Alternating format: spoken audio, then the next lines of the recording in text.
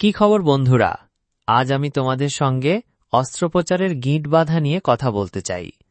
আমি তোমাদের শেখাবো কিভাবে সঠিকভাবে এটি করতে হয় এবং কোন কোন গুরুত্বপূর্ণ বিষয় অবশ্যই মনে রাখতে হবে যাতে অস্ত্রোপচারের সময় সত্যি ভালো করতে পারো। 3টি প্রধান কৌশল। অস্ত্রোপচারের ঘূর্ণনে তোমাদের অবশ্যই 3টি কৌশল জানা উচিত। 1. 2 হাতে গিঁট বাঁধা। 2. 1 হাতে গিঁট বাঁধা। 3. যন্ত্রের সাহায্যে গিঁট বাঁধা। অনেক অংশগ্রহণকারী চাইবে তুমি প্রথমে 2 হাতের গিঁট বাঁধা প্রদর্শন করো। আমি অবশ্য এর সঙ্গে পুরোপুরি একমত নই, কারণ অনেকের 1 হাতে ভালো হতে পারে, আবার 2 হাতে খারাপ বা উল্টোটা। তবে আমি বুঝি কেন তারা এটি চায়, কারণ তারা নিশ্চিত হতে চায় যে তুমি বর্গাকার বা স্কয়ার গিঁট বাঁধার মৌলিক নীতিগুলো বোঝো। 1 হাতের গিঁট। 1 হাতে গিঁট বাঁধা শেখা সবচেয়ে কঠিন, তবে এটি সবচেয়ে দ্রুত। যন্ত্রের সাহায্যে গিঁট। যন্ত্রের সাহায্যে গিঁট বাঁধা খুব গুরুত্বপূর্ণ, বিশেষ করে যখন তুমি আসলে সেলাই করছো এবং 1 হাতে সুই ড্রাইভার ধরো। সবচেয়ে দ্রুত পদ্ধতি হল যন্ত্র দিয়ে গিঁট বাঁধা, তাই আমি এটাও শেখাবো। গিঁট বাঁধার সাধারণ নীতিগুলো হল: 1. নিরাপদ গিঁট। একটি সলিড শক্তিশালী বর্গাকার গিঁট খুবই গুরুত্বপূর্ণ। 2. থ্রোয়ের সংখ্যা। বেশি থ্রো দিলে গিঁট শক্ত হয়, তবে অতিরিক্ত থ্রো না দেওয়াই ভালো। খুব বেশি থ্রো দিলে ত্বকের নিচে বেশি সেলাই থাকে, যা প্রদাহ এবং ইনফেকশন ঘটাতে পারে। 3. সেলাইয়ের ধরন। মনোফিলামেন্ট সেলাই অনেক পিচ্ছিল হয়, এটিতে বেশি থ্রো দরকার হয়। ব্রেডেড সেলাই একটু ঘর্ষণ দেয়, তাই কম থ্রোতেই গিঁট সুরক্ষিত থাকে। সার্জনের গিঁট।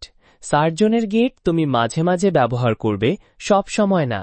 প্রথম থ্রোতেই তুমি সেলাইটিকে একই দিকে 2 বার লুপ করবে, এতে টান দেওয়া এবং স্লিপ প্রতিরোধ করা সহজ হবে। স্লিপ গিঁট। স্লিপ গিঁট একটি বিশেষ ধরনের গিঁট যেখানে তুমি 2টি থ্রো সার্জনের গিঁটের মতো করো, যা সুরক্ষিত থাকে এবং বাতাসের গিঁট প্রতিরোধ করে। দক্ষতা। মনে রাখবে, দক্ষতা খুবই গুরুত্বপূর্ণ। তোমার হাতের প্রতিটি নড়াচড়া অর্থবহ হওয়া উচিত। বাড়তি নড়াচড়া বাদ দাও এবং খুব বেশি টান না দাও। অনুশীলন। অবশ্যই অনুশীলন করতে হবে। মেয়াদ উত্তীর্ণ বা অতিরিক্ত সেলাই চাইতে পারো নার্সদের কাছে এবং তা দিয়ে একটি জলের বোতল বা নোটবইয়ের চারপাশে বেঁধে অনুশীলন করো, 1 হাত এবং 2 হাত উভয়ভাবে। টিভি দেখতে দেখতে বা বক্তৃতা শোনার সময় অনুশীলন করো। 1 হাত 2 হাত উভয় শিখো। 2 হাতের গিঁটের পদ্ধতি। 1. প্রথমে একটি ক্রিস ক্রস তৈরি করো। একটি দড়ি ডান দিকে যাবে, একটি বাম দিকে। 2. সেলাইয়ের এক প্রান্ত বাম হাতে ধরো, অন্য প্রান্তটি বিপরীত দিকে বুড়ো আঙ্গুল দিয়ে চাপ দাও। 3. একটি লুপ তৈরি করে তা বুড়ো আঙ্গুলের চারপাশ দিয়ে পাস করো এবং পিঞ্চ করে ফিরিয়ে আনো। 4. এবার বিপরীত দিক থেকেও একইভাবে করো, তর্জনীর বদলে বুড়ো আঙ্গুল ব্যবহার করো। 5. সব সময় শেষ থ্রোটিকে নিচের দিকে ঠেলো যাতে একটি ভালো স্কয়ার গিঁট পাও।